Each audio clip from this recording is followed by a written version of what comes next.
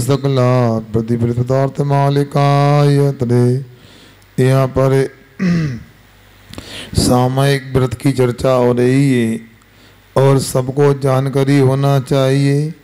सामयिक का मतलब होता है समता भाव, अर्थात राग और द्वेष नहीं करना। बच्चों, अच्छी वस्तुओं में हमारा प्रीति का भाव होना राग कहलाता है और मन के प्रतिकूल बुरी वस्तुओं में जो अप्रीति का भाव होना वो द्वेष कहलाता है।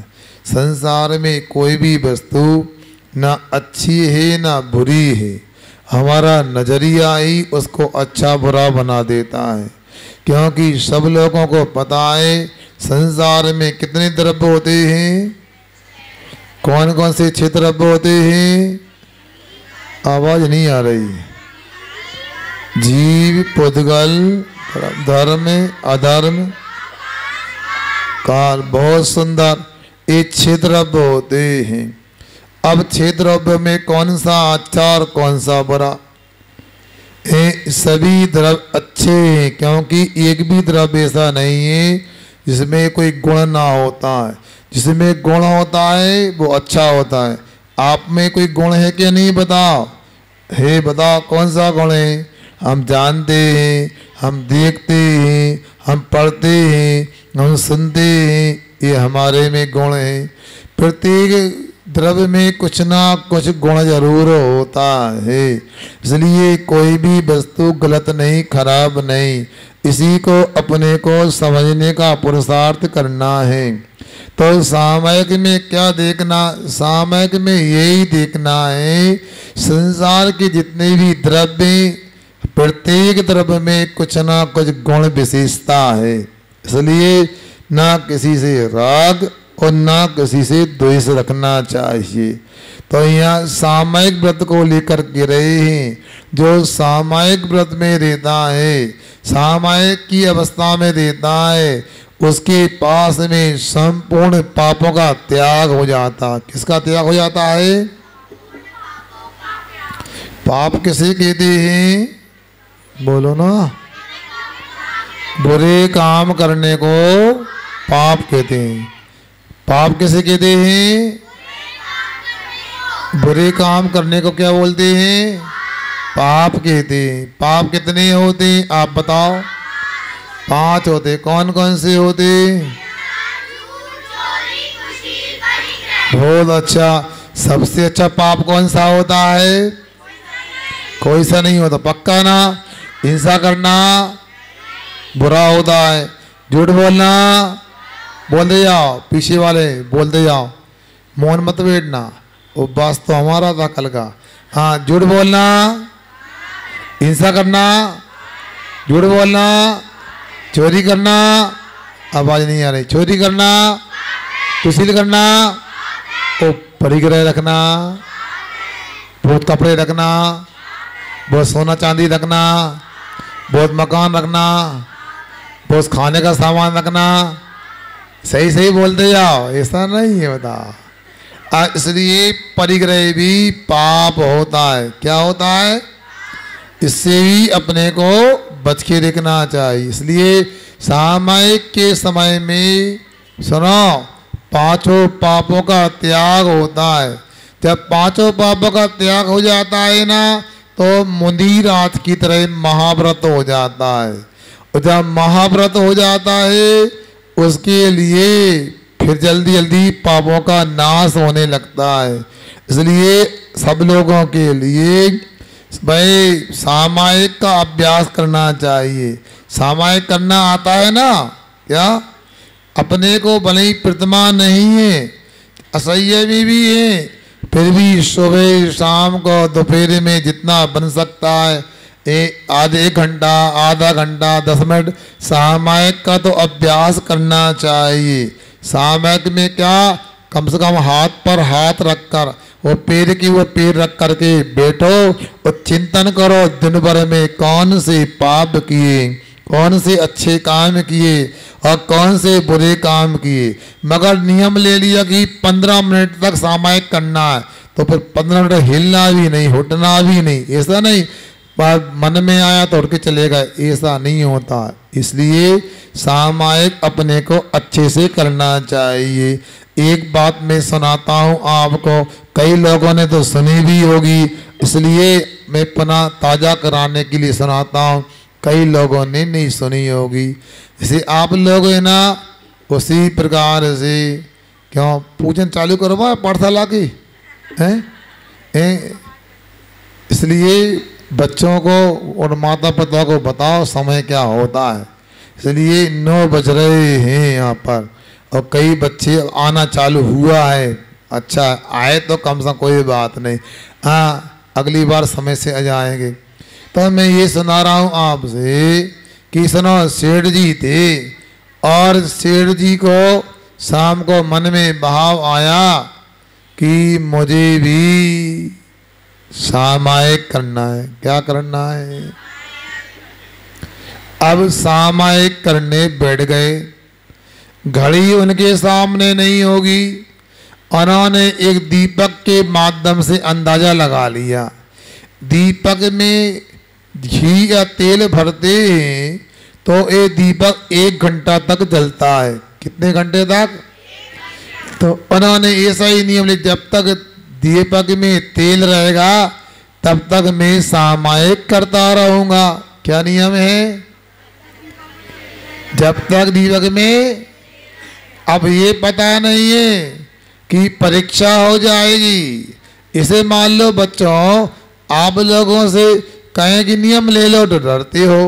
हम छोटा सा नियम लेंगे, नियम छोटा नहीं होता, छोटा नियम भी बड़ा हो जाता है, सिर्फ बड़ा नियम भी छोटा हो जाता है।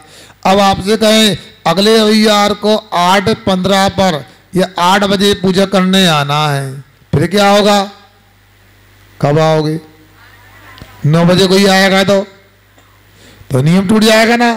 इसलिए अपने को नियम ऐसा लेना पक्का, और नियम ले लिया तो टूटना नहीं चाहिए। रघुकुल रीत सदा चले आई, प्राण जाए पर वचन न जाई। दशरथ जी ने एक नियम ले लिया था। राम जी के पिताजी, लक्ष्मण जी के पिताजी, मैं भरत जी के पिताजी और शत्रुघ्न के पिताजी, चारों बेटों के पिताजी ने नियम ले लिया था, हम जो मांगोगे तब देंगे। मांगने वाले ने कह दिया ठीक है, जब अवस्था होगी तब ले लेंगे। फिर क्या हुआ? समय आया, उसको लगा अब अनुकूल समय, तो उसने कह दिया हमारा जो आपने नियम बताया था, आपने वर दिया था, पूरा करो। उनका नियम था जब मांगोगे मैं दे दूंगा। फिर क्या हुआ? अब पिताजी को लगा कि बताओ मैं इस नियम को कैसे पूरा करूंगा। समझदार बेटा था, उसने पहले ही कह दिया चलो हम आपका नियम पलवाएंगे। बताओ यदि मान लो किसी के पिताजी का नियम है हमें अभिषेक पूजन करना है, और मान लो कोई जरूरी काम है, आप लोग क्या करोगे? सहयोग करोगे नहीं करोगे? चलो पिताजी ये काम हम कर देते हैं, आप पूजन अभिषेक करे आओ। पिताजी जानते कौन को कहते हैं? पापा को। अच्छा पापा बोले नहीं, छोटा आकर तो पाप हो जाएगा पापा जी का। आप सुनो, तो उसी प्रकार जैसे राम जी ने समझा पिताजी का नियम गड़बड़ ना हो जाए, उन्होंने पहले ही ऐसा काम करके दिखा दिया। पिताजी को सोचना ही नहीं पड़ा मेरा नियम पलेगा कि नहीं पलेगा।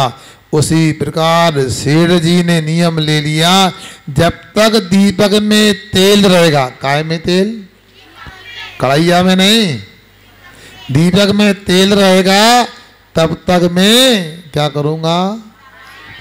मैं सामायिक करता रहूंगा।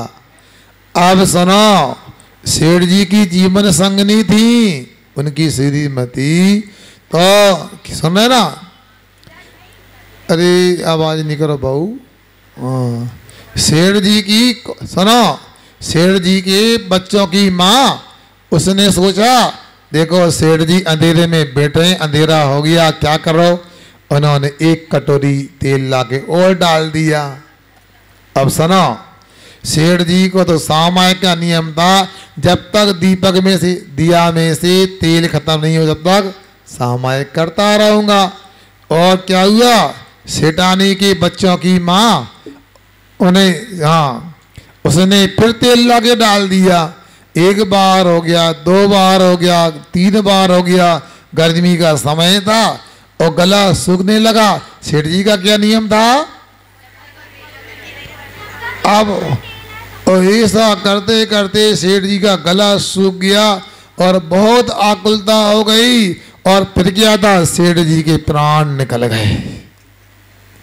क्या करते करते, सामायिक करते करते। बाहर से तो सामायिक चलती रही, क्योंकि शरीर से आसन लगी थी, शरीर से भी सामायिक थी, वचनों से भी सामायिक थी, बस मन से सामायिक गड़बड़ हो गई और उनका धर्म ध्यान आर्त ध्यान में बदल गया। सुन रहे ना, धर्म ध्यान किस बदल गया, आर्त ध्यान में बदल गया। मतलब उन्हें वेदना होने लगी और वेदना के साथ, प्यास की वेदना के साथ उनका मरण हो गया। बोलो, अब सामायिक करने का फल मिलेगा कि नहीं मिलेगा, बोलो क्या मिलेगा। आर्त ध्यान हो गया ना, उन्हें प्यास की वेदना सताने लगी थी ना, फल मिलेगा कि नहीं मिलेगा, उसका भी मिलेगा। यहाँ पर पूरा व्यवस्थित काम है, जो जो करोगे वैसा वैसा मिलेगा। अच्छा करोगे अच्छा मिलेगा और बुरा करोगे तो जैसी करनी। अंग्रेजी में क्या बोलाते हैं, टिट फॉर टेट। मतलब जोर से बोलो ना, अभी जैसे को तैसा। अपन बड़ों को मारेंगे तो बड़े, अपन गंदा बोलेंगे तो, अपन छोटे को तू बोलेंगे तो क्या बोलना चाहिए, छोटों को आप बोलना चाहिए। अब मान लो आप जब छोटों को भी आप बोले तो बड़ों को क्या बोलना चाहिए, बोला ना। तो कहाँ बोलते हैं आप लोग, बताओ। आदि से बोलते हो, बड़ों से आप बोलते हो पक्का हैं। अब वीडियो मंगा लो तुम्हारी, बता बोलते हो क्या, क्या बोलते अक्षर, तुम क्या बोलते हो बताओ। बड़ों को क्या बोलते, आप की तुम बोलते हो कि तू बोलता है। हम बड़ों से पूछे बताओ, ये बच्चे क्या बोलते हैं, तू बोलते हैं कि आप बोलते हैं, बोलो। अब आगे ध्यान रखना, क्या बोलना। देखो, यदि मान लो कोई एक गुंबद है, उसमें जोर से बोले तू, लौट की आवाज कैसी आएगी, जैसा बोलेंगे वैसा ही जवाब आएगा। तो क्या बोलना आपने को, तो आवाज कैसी आएगी, क्या बोलना चाहिए, आप बोलना चाहिए। बड़ों से भी आप बोलो, छोटे से भी। बहुत अच्छा। तो सेठ जी ने सामायिक जो कर रहे थे, मरण हो गया, मगर जैसा किया वैसा मिला। पानी का कारण गला सूख रहा था, तो आकुलता होने से वो मेढक बन गए। कौन बन गए, तो सामायिक करने से मेढक बन गए, बोलो ना। तो जो प्यास की वेदना सता रही थी, उसके कारण वो मेढक बन गए। अपने को सुनो, हमेशा अभ्यास करते रहना चाहिए, क्योंकि यदि मान लो अभ्यास होगा तो भूख प्यास से हम बच सकते हैं, आकुलता से बच सकते हैं। मगर यदि हमें आकुलता हो गई तो हमको भी कोई खोटी आयु कर्म का आश्रय बंद हो सकता है। कोई भी अपने लिए विपरीत पर्याय की प्राप्ति हो सकती है। हमेशा सावधान रह के साधना करना चाहिए। कई लोग कहते हैं गर्मी में उपवास तो नहीं करना चाहिए, तो कब करना चाहिए, पानी गिरता रहे और प्यास लगेगी, पानी नहीं मिला तो। बच्चों बोलो, हमेशा अभ्यास करना चाहिए। तो फिर क्या हुआ, फिर ये हो गया कि सेठ जी मर करके मेंढक बन गए। सामायिक से नहीं, पानी की प्यास से मेंढक बन गए। बाद में फिर क्या हुआ? फिर ये हुआ कि वो उसी सेठ जी वहाँ उसी राजगिरी नगर के एक बगीचे में कुएं में मेंढक उत्पन्न हो गए और वही बच्चों की माँ पानी खींचने आई, बाल्टी डाली, उचक के सेठ जी मतलब सेठ जी का जीव मेंढक बन गया था, बाल्टी में बैठ गया और उचक के ऊपर आ गया बाल्टी में। अब बगीचे में रहने लगा। कहाँ रहने लगा? बगीचे में रहने लगा। अब सुनो, बगीचे में रहने लगा। फिर क्या हुआ? एक दिन अलाउंस हुआ। यहाँ भी अलाउंस होता ना, रिक्शे में होता ना, अनेक प्रकार के अलाउंस होते हैं। फलाने के पिताजी, फलाने के दादाजी, फलाने की मम्मी जी। क्या हो गया? अरे हम कुछ नहीं बोला, आप ही बोल रहे बता। अब इसके बाद मगर अच्छा अलाउंस भी होता है, महाराज जी आ रहे हैं, आचार्य श्री जी, ऐसा होता नहीं होता? हम आए थे अलाउंस हुआ था नहीं हुआ है? आप ही जानो, हमें सच सुना था हमने। अच्छा, अब कोई कार्यक्रम होता, पंत कल्याणक होंगे, सुना है कि नहीं सुना? कहाँ पे होंगे? पचड़ा के जबलपुर में है। क्या बोला जी? क्या होगा? क्या होगा? किशोर भैया बच्चे क्या बोल रहा है? जबलपुर में LKG में। अच्छा, स्कूल में क्लास LKG, EKG में नहीं, LKG में। अच्छा, अब सुनो ऐसा ही वहाँ राजगिरी नगर में भी जोर जोर से घोषणा हो रही थी, अनाउंस हो रहा था। क्या कि तो लड़का होशियार है यार, ये तो बता, तुम ही सुना दो ना कहानी यार। अब महावीर स्वामी का विमलाचल पर्वत पर समावसरण लगने वाला है और महावीर स्वामी का समसरण आ गया है। फिर क्या था? सबको आवाज सुनने में आई, बड़ों को भी आई, बच्चों को भी आई, पुरुषों को भी आई, महिलाओं को भी आई। अच्छा, और सबको आवाज आई, आदमियों को भी आई और पशुओं को भी। तो पशुओं में मेंढक को भी क्या आई? आवाज आई। और सुनो, जब आवाज आई तो उसने भी तैयारी प्रारंभ कर दी। क्या तैयारी है? आप लोग तो पूजन के लिए आते हो तो आप अपने अच्छे अच्छे कपड़े पहन के आते हो।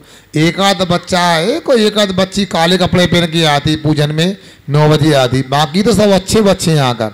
बस सुनो, तैयार होते, दुपट्टा पहन के आते, पाठशाला की पोशाक में आते, बाकी अच्छे बच्चे हैं। बस थोड़ा बस बाबू वगैरह घूम के आते हैं, पूजाएं होती रहती है, बाकी सब अच्छा है।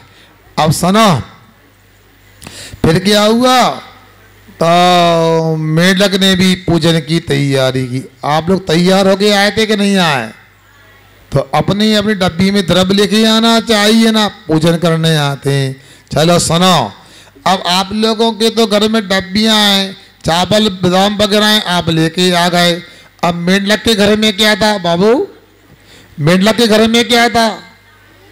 उसके हाथ भी नहीं थे, डब्बी भी नहीं थी, चावल भी नहीं थे, बादाम भी नहीं थी।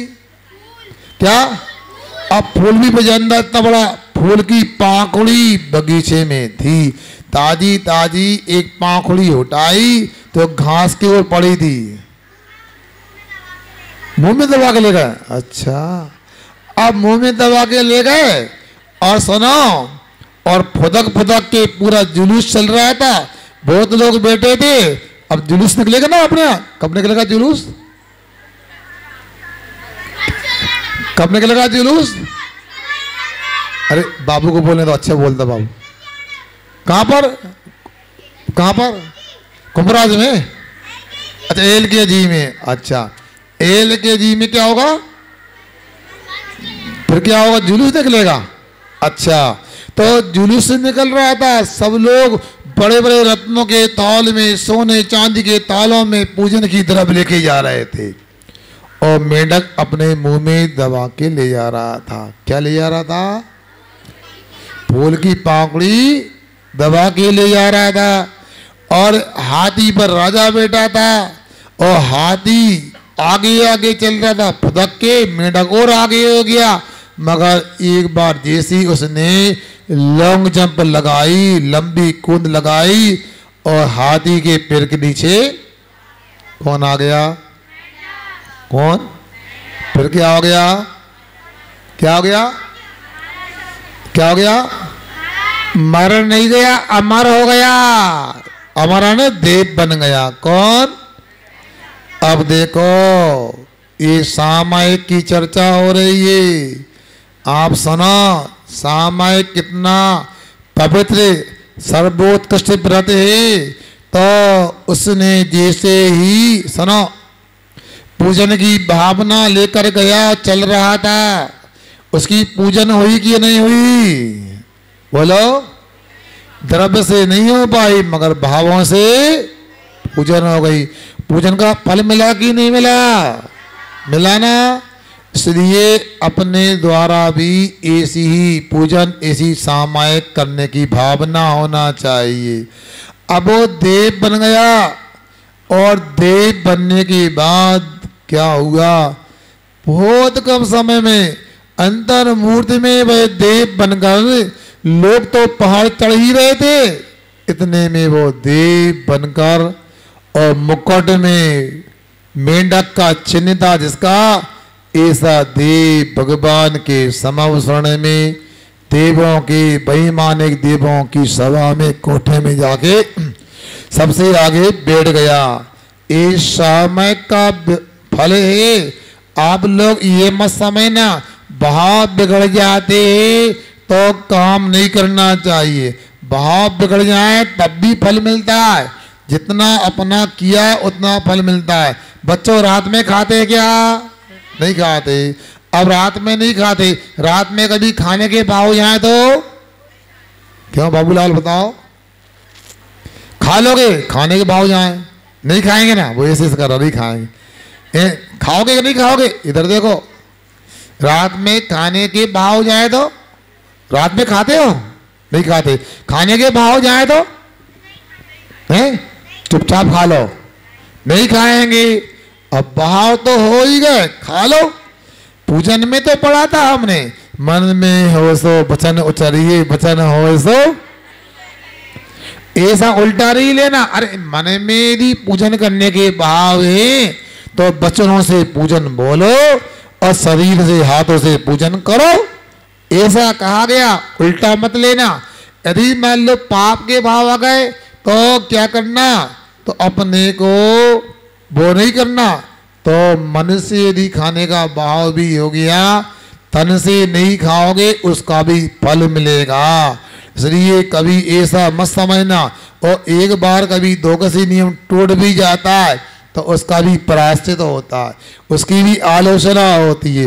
कोई व्यक्ति का नियम टूट जाए तो उसको देखकर सुनो, गिलानी मत करना, द्वेष मत करना, बल्कि हो सके तो समझा देना। देखो अक्षत, आपने नियम लिया था, क्या नियम लिया था? नहीं खाना। तुमने यदि धोखे से खा लिया और अरे मतलब उदाहरण दे रहा है, नहीं नहीं ऐसे कर रहा है। अब रात में यदि खाने में आ गया, मान लो, या मान लो आप मान लो कोई अनाज का त्याग था, आपने फलार तिली का लड्डू खा रहा है, उसमें एक टुकड़ा नमकीन का आ गया खाने में, या नमकीन ही खा लिया, तो अपने को ऐसा नहीं समझना कि गलत हो गया। उसमें भी अपने को प्रायश्चित लेना, आगे ऐसी गलती नहीं करना। और दूसरे से नियम टूट जाए तो उसके प्रति गिलानी नहीं, उसे समझाओ आगे ऐसा नहीं करना। कुछ लोग कहते हैं एक बार खाने में आ गया था पर हमको लगा नियम तो टूट ही गया, अब खाते रहो। ऐसा नहीं होता, क्योंकि अपने को फिर भी संभालना चाहिए। कपड़ा फट जाता है तो और फाड़ देते कि छिल देते? बताओ। उटारसी में तो ऐसा लगता है थोड़ी कपड़ा फट गया तो पूरा फाड़ दो उसके लिए, क्या करते हैं बताओ? सिल देते हैं। बहुत अच्छा। उसी प्रकार नियम टूट जाए तो प्रायश्चित सिल लो उसके लिए, प्रायश्चित ले करके। ऐसी समझदारी अपने को दिखाना चाहिए। सुन रहे ना? इसलिए आप लोगों को ये बता रहे, सेठ जी का नियम क्या था? सामायिक करने का था। सेठ जी ने शरीर से सामायिक को नहीं छोड़ा, सेठ जी ने वचन से सामायिक को नहीं बिगाड़ा। सेठ जी का मन थोड़ा गड़बड़ हो गया था, अब मन खराब हुआ, तभी आयु बंद का समय आ गया, तो तुरंत आयु का बंद हो गया। प्यास लगी थी तो गाय बेलनी मने, वो कौन बन गए? मेंढक। मेंढक कहाँ रहता है? पानी में रहता है। अपने को एक एक भाव को संभालना, एक एक काम को करना। फिर देखो सेठ जी का सामायिक करने का प्रसाद बेकार नहीं गया। वो सेठ जी का जीव मेंढक बन करके वो वहाँ पर भी हमेशा धर्म कार्यों के लिए तत्पर रहता था। मेंढक की पर्याय में भी वो धर्म को नहीं भूला था।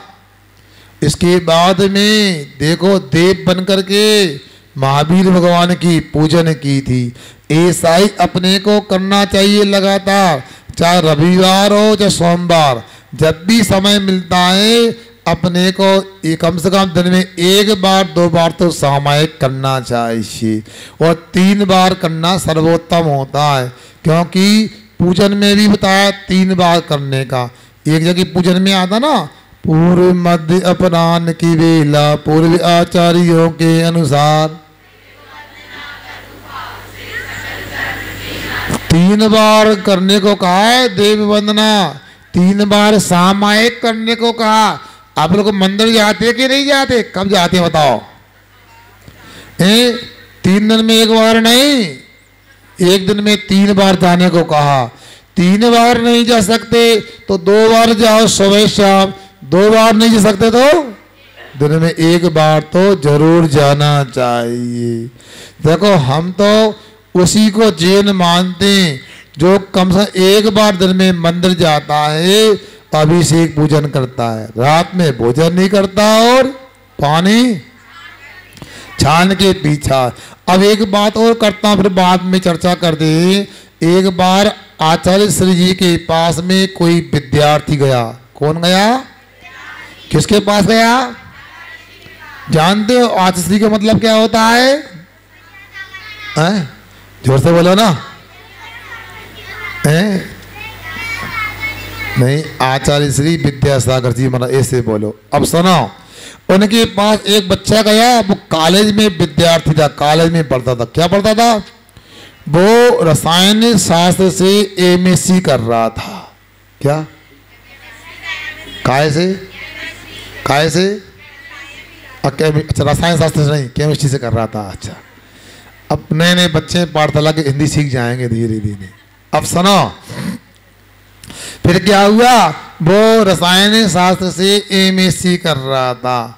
अब वो कहने में नहीं आ रहा, नहीं तो उसको तो ऐसा बोलना चाहिए, रसायन शास्त्र से स्नातकोत्तर कर रहा था। एमएससी भी मैंने गलत बोल दिया, अंग्रेजी नहीं बोलना चाहिए, किंतु आपकी संगति में हम भी बोलने में आता कई बार। अब सुनो, तो फिर क्या हुआ? उसने पूछा, आचार्य श्री जी ये बताओ, जैन धर्म में छान के पानी क्यों पीते हैं? क्या पूछा? बोलो बच्चों। नहीं नहीं, तुम नहीं बोलो, व्योम पूछेगा। क्या बोला? क्या पूछा उसने? अच्छा अच्छा, आप जैन धर्म मानते? पानी कैसे पीते? छान के अनछाना पीते? व्योम छान के? पक्का पता लगा उसके घर में कैसा पीता है। छान के पीता होगा। अच्छा है। सुनो, अब सुनो, तो फिर क्या हुआ? तो आचार्य श्री ने बोला, सुनो क्या करते हो? आचार्य श्री पढ़ाई करते हैं। क्या पढ़ते हो? एमएससी कर रहे। ये तो अच्छी बात है। किससे कर रहे? तो उसने कहा केमिस्ट, रसायन शास्त्र से कर रहे। अच्छा, तो आपको पता है क्या कि जब स्टोव में तेल डालते हैं तो कैसे डालते हैं? कपड़े से, छन्नी से छान के डालते हैं कि अनछना डालते हैं? तो छानना क्यों जरूरी है? अरे स्टोव में छान के तेल डालना क्यों जरूरी है? हम बच्चों से पूछना है, तुम लोगों से नहीं। बताओ, बोलो बाबू, स्टोव में तेल डालना छान के जरूरी क्यों है? बोलो। सब लोग नहीं, बच्चों से पूछने तो आज बच्चों की बारी है। हाँ, क्या होगा? आदि स्टोव में तेल डालना छान के क्यों डालना? अच्छा, कचरा आ जाएगा। फिर क्या हो जाएगा? स्टोव कचरा हो जाएगा। फिर क्या होगा? उसमें पिन लगाना होगा। ऐसे पिन लगाते थे, बब्बा से पूछ रहा था, ऐसे पिन लगाते थे। तो पिन लगाने से स्टोव का कचरा निकल जाता था और स्टोव अपना काम करने लगता था। फिर जल्दी जल्दी नाश्ता और भोजन बनने लगता था।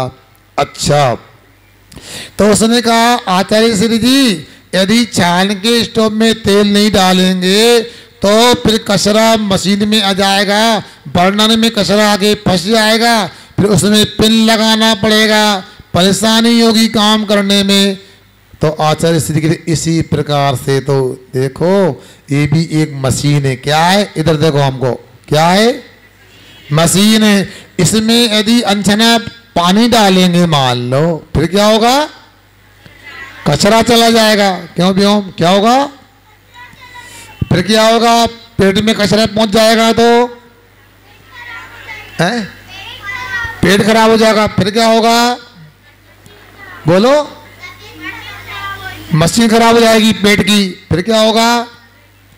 फिर काम नहीं करेगी, फिर अपने को आंखों से दिखेगा नहीं, सुनो, गले से बोलने में नहीं आएगा, हाथ काम नहीं करेंगे, उंगली से लिखना नहीं होगा, पैरों से चलना नहीं होगा। फिर क्या होगा? आपको कहाँ ले जाएंगे? विद्यालय की चिकित्सालय। कहाँ ले जाएंगे? पर डॉक्टर क्या करेगा? पिन लगाएगा। क्यों? क्या लगाएगा? कौन लगाएगा? डॉक्टर क्या लगाएगा?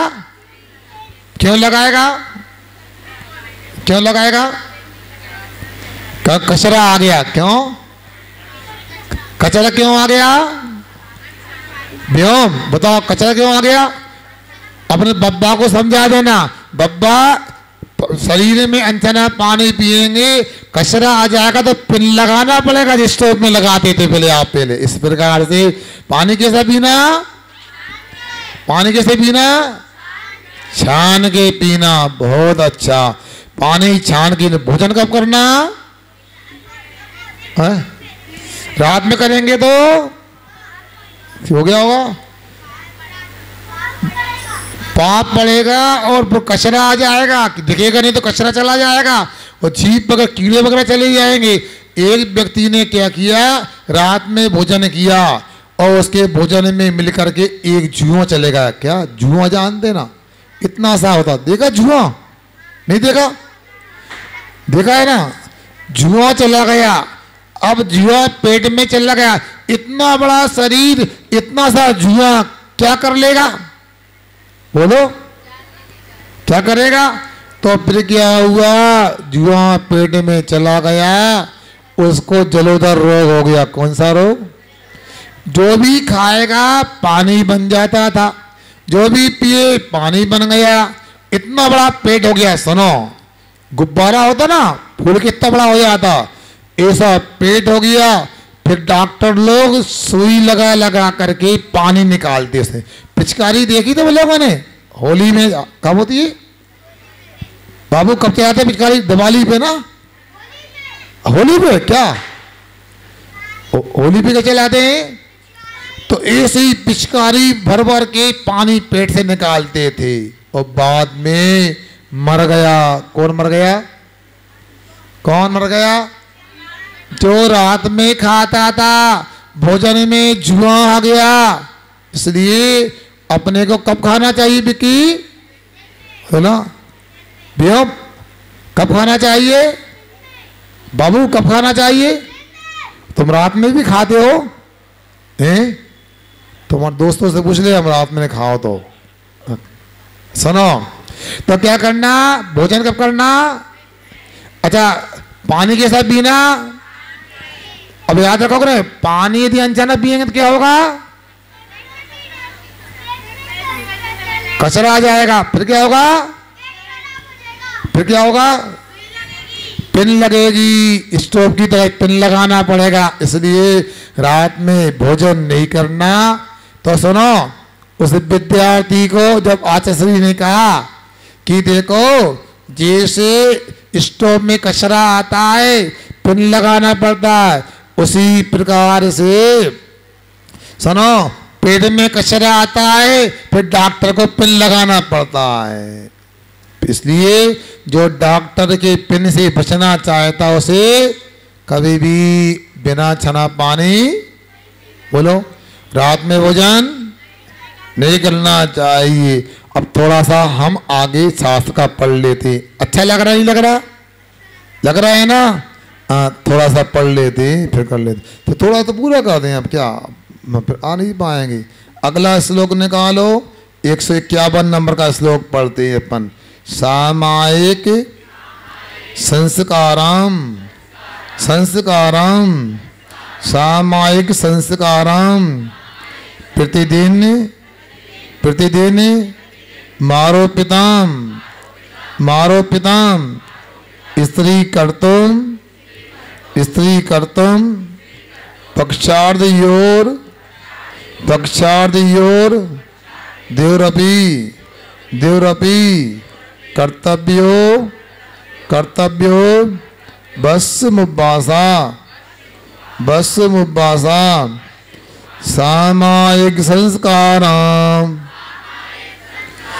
सामायिक संस्कारम प्रतिदिन आरोपितम स्त्री कर्तम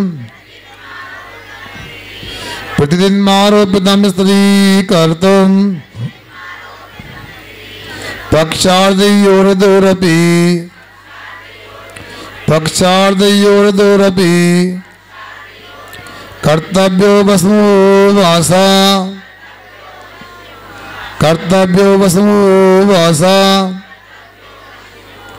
सामायिक संस्कारम प्रतिदिन आरोपितम स्त्री कर्तम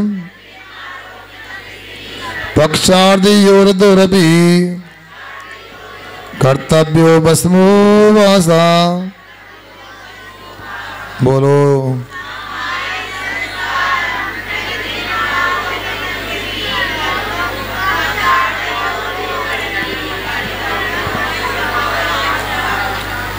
अब देखो, प्रतिदिन माने रोज रोज, आरोपितन स्वीकार किया हुआ, सामायिक संस्कारम सामायिक के संस्कार को, अभ्यास को, स्त्री कर्तम स्थिर बनाने के लिए, दियोर पक्षार्धयो यानी दोनों पक्ष हैं उनके आधे आधे कर लो।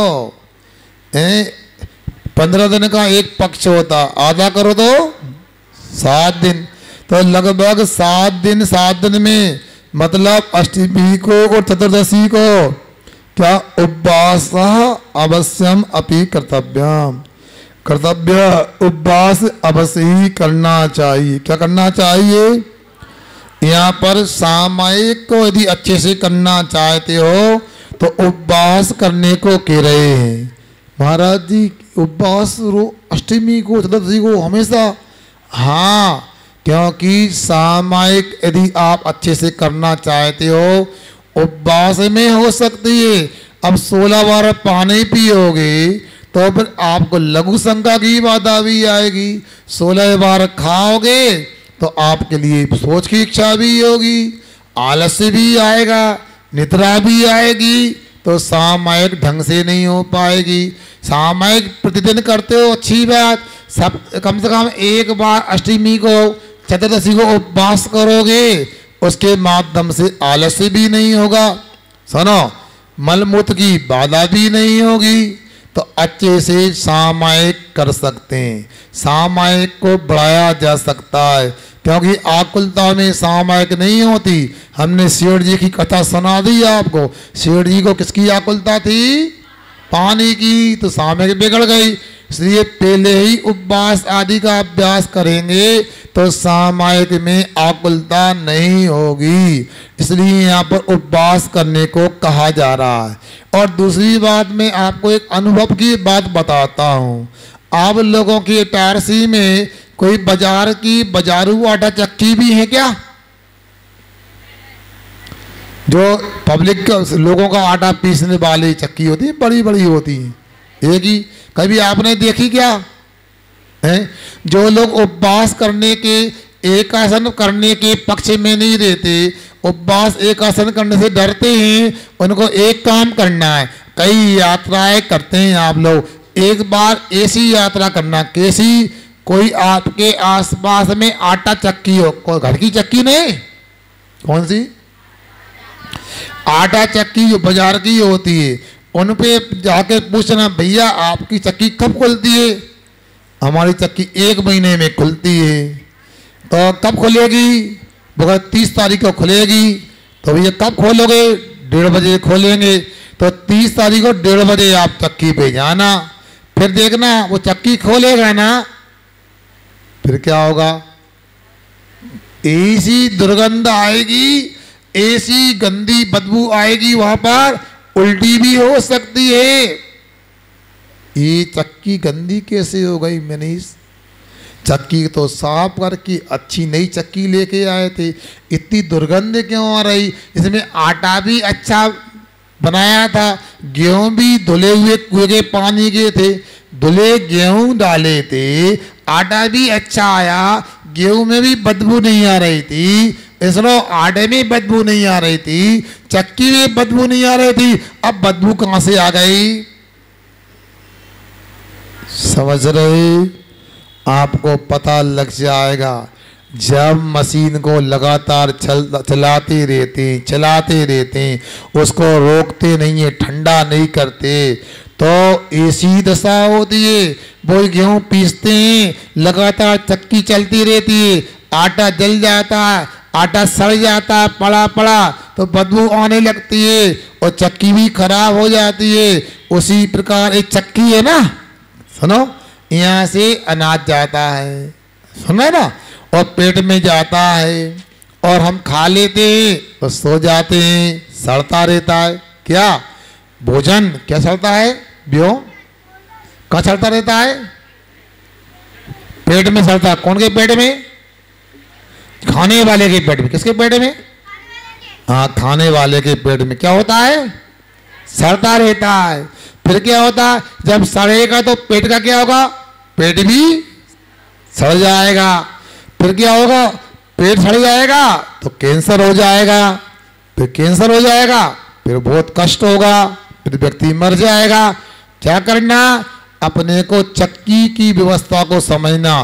तो जैसे चक्की में बदबू आने लगती है, वैसा ही हमारे शरीर में भी बदबू आने लगती है और बीमारियां हो जाती हैं, कब्जी हो जाती है, अल्सर हो जाता है, गैस बनने लगती है। इन सबसे बचने के लिए एक उपाय है, 1 सप्ताह में 1 दिन, बोलो ना, अब नहीं बोलोगे, बताओ, उपवास करना चाहिए। उपवास की क्षमता नहीं है, जल उपवास कर लेना चाहिए, नहीं तो एक दूध पानी का एक आसन कर लेना चाहिए, एक आसन तो कर लेना चाहिए। ये बिल्कुल वैज्ञानिक है। भैया गाड़ी चलाते हैं आप लोग लंबे समय में, भैया छापड़ा जी 500 किलोमीटर की यात्रा है, गाड़ी को लगातार चलाते रहोगे ही, रोकोगे उसको? क्यों रोकोगे? गर्म हो जाएगी। वो क्या हो गर्म होने से? तो अच्छा रहेगा, तापते रहो ठंडी में, क्या होगा बताओ? यदि गर्म होती रही क्या होगा? इंजन बस्ट हो जाएगा। उसी प्रकार एक गाड़ी चलती रहेगी, खाते रहेंगे, फिर क्या होगा? इंजन बस्ट हो जाएगा, फिर मरने वालों में आपका नंबर फर्स्ट हो जाएगा। हैं? इसलिए मरने वालों में नहीं, जीने वालों में फर्स्ट होना चाहिए। देखो, न्यास कॉलोनी की आदिनाथ जनालय के बाजू में संत निवास में एक पोस्टर लगा था, एक बब्बा बने थे, एक बहू बनी थी, उसमें क्या था? उसमें 120 वर्ष की उम्र जीने का रहस्य बताया था। सुनो, तो उन्होंने कहा सूर्योदय के पहले उठते हैं और सूर्यास्त होने के पहले खाते हैं, इसलिए इतनी लंबी उम्र पाते हैं। तो आपको मरने में फर्स्ट नहीं आना, किसमें फर्स्ट आना? बोलो ना, क्या? जीने में। इसलिए अपने को कभी भी ऐसा नहीं करना, रात में तो खाना नहीं, सप्ताह में एक बार उपवास एकासन करने का भी अभ्यास अपने को करना चाहिए। हमारी बात समझ में आ रही कि नहीं आ रही? एक बात सुना रहे, बच्चे पहले नहीं आए थे, हमने सुनाई थी। आप लोगों को घर में कचरे का डब्बा होता कि नहीं होता? नहीं होता। उसमें सब्जी के छिलके डाल देते हैं, कचरा डाल देते हैं, और भी धुन वगैरह डाल देते हैं, झाड़ू लगा के और भी कचरा कागज के टुकड़े डाल देते हैं। डालते नहीं डालते? किस में डालते हैं? कचरे के डब्बे में। अब वो कचरे का डब्बा रोज भरता रहता, रात में डालते कि दिन में डालते कचरा? है? रात में नहीं डालते? रात में भी डालते, दिन में भी और रात में भी। सुबह डालते कि शाम को डालते हैं? बोलो क्या? 24 घंटों डालते रहते। जब 24 घंटे डब्बे में कचरा डालते, ये भैया क्या नाम है तुम्हारा? नया भैया आया आज। हाँ, क्या नाम है? चलो हाँ, ऐसे बताओ। बताओ, कचरे के डब्बे में डालने का कोई टाइम होता क्या? कचरा डालने का नहीं होता ना, पक्का। अब 2-4 महीने के बाद डब्बा भर गया, फिर अपन ने अंकित कचरे का डब्बा हटाया तो क्या होता? बोलो, बदबू तो आई, पता लगा तल्ला भी नीचे रह गया और कचरा भी खिसक गया और ऊपर का टीन हाथ में आ गया। क्या हो गया? ऐसा क्यों हो गया? तल्ला भाई सड़ गया, इसलिए डब्बा फूट गया, टूट गया। उसी प्रकार एक डब्बा है ना, इसमें कचरा कब तक डालना? सुन रहे? रात में डालना कि दिन में डालना? क्या बोलो, रात में डालना कि दिन में डालना? और मान लो दिन रात डालेंगे तो क्या होगा? अरे तो बोलो, ये कचरा दिन में डालना कि रात में डालना? दिन में कितनी बार डालना? बोलो, आवाज नहीं आ रही तुम लोगों की। 2 बार डालना। कितनी बार डालना? 2 बार डालना। हम 3 बार मना नहीं कर रहे, मगर अपने को रात में नहीं डालना। रात में भोजन, बोलो स्वास्तिक, रात में भोजन बोलो ना। अच्छा, भोजन कब करना? दिन में करना। इसलिए आप लोगों ने हमारी बात पे ध्यान दिया। तो यहाँ कह रहे हैं, सामायिक को पक्का करने के लिए, सामायिक को स्थिर करने के लिए हमेशा उपवास करना चाहिए। क्या करना चाहिए? उपवास क्या होता है? अपने पास रहने का नाम उपवास होता है। स्वास्तिक, हाँ, तुम सो गए देखा, आज पूजा में क्यों नहीं आए हैं? कल से अगली बार आओगे ना? हाँ, रोज पूजा करने आया करो। शिवरात्रि पूजा नहीं करेंगे तो अगली बार शिविर नहीं लगने दे इटारसी वाले। कल पूजा तो करत नहीं है, बताओ। भले भी मंदिर भी नहीं आते हैं। अच्छा, पूजा कौन बोल रहे? बहू बोल रही उसकी? हाँ, अरे वाह भैया, मूल से ब्याज बहुत प्यारा होता, देख लो तुम लोग। बताओ, हमने लड़का इस तरह बोल दी, बहू बोल पड़ी। बताओ, कोई बात नहीं, पूजा करके आए ना। अच्छा, अगली बार पाठशाला की पूजा में आ जाना। तो हमारा कहना यह है, उपवास करना जरूरी है। उपवास कैसे करते हैं? इसलिए सामायिक करने वाले के लिए अगला व्रत पुरुषोत्तोपवास नाम का व्रत बताया है। वो कैसा होता है? आज समय हो जाएगा, हमारे बच्चों को भी थोड़ा दूसरा काम करना है, जरूरी काम है अंदर जा कर के, इसलिए हम ज़्यादा नहीं बोलेंगे। हाँ, मगर ये कहना चाहते, हमें एक शिकायत है, पूरे बच्चे पूजन में पाठशाला में क्यों नहीं आ रहा है? एक शिकायत सुनो। दूसरी बात, हमारे जो बच्चे हैं महिला पाठशाला के, पुरुष पाठशाला के, वो लोग स्वल्पाहार में क्यों नहीं आ रहा? बताओ कारण। बताओ, पुरुष पाठशाला के बच्चे पूजन में और नाश्ते में क्यों नहीं आते? जवाब दो, बोलो। क्यों शुभम? तो पाठशाला के बच्चे हो ना, पुरुष पाठशाला के, तो नाश्ते में क्यों नहीं आते? हम नहीं जाने, पेनल्टी लग जाए। मनीष नहीं, ऐसा नहीं, पाठशाला के नाश्ते में। हाँ सुन रहा है। अरे तुम कौन सी पाठशाला में आते हो? कोई सी पाठशाला में नहीं आते? तुम क्या बूढ़े हो गए कि बच्चे हो? कौन बताओ? आप अपने को क्या मानते हो? बच्चे मानते हो कि बड़े मानते हो? बड़ों की भी पाठशाला है, बच्चों की भी पाठशाला, हम नहीं जानते। क्यों नितिन कुमार पाठशाला आ रहा है रात में? नहीं आ रहा है। विक्की कुमार क्यों नहीं आ रहा है? अंकित बंद कर दे पाठशाला। रिक्की आ रहा है पाठशाला में? तो पाठशाला की पूजन में भी आना है। विजयन पाठशाला आ रहा है रोज, तो आपको पूजन में स्वल्पहार में भी पूरे पुरुष पाठशाला, पूरी महिला पाठशाला, सुना इधर बात न करो समय हो रहा है। महिला पाठशाला के विद्यार्थियों को भी यहाँ की पूजन में रहना है और यहाँ के स्वल्पहार में भी रहना है, और जो नहीं करेगा मना कर देना, मना नहीं। महिला पाठशाला, पुरुष पाठशाला, कन्या पाठशाला, बच्चों की पाठशाला, सबको पूजन में और स्वल्पहार में रहना है। इसका मतलब ऐसा नहीं मैं मनीष कुमार के नाम नाश्ता में जाएंगे, नहीं, पाठशाला में भी आना है। 9:30 बजे शाम को आपको। क्यों छाबड़ा जी समय निकाल लो, जब अजाया करो, दूर जाना पड़ता है इसलिए। क्यों भैया पान वाले भैया, किराने वाले, पाठशाला नहीं आ रहा? आप करो कोशिश। ए रमेश सन जी पाठशाला नहीं आ रहा है? क्यों अरे भैया ऐसा ना करो भैया, बंद कर दें पाठशाला हम? बोलो बंद कर दें। क्या कह रहा है? बंद कर दें? आएंगे बबलू भैया, पाठशाला नहीं आ रहा है?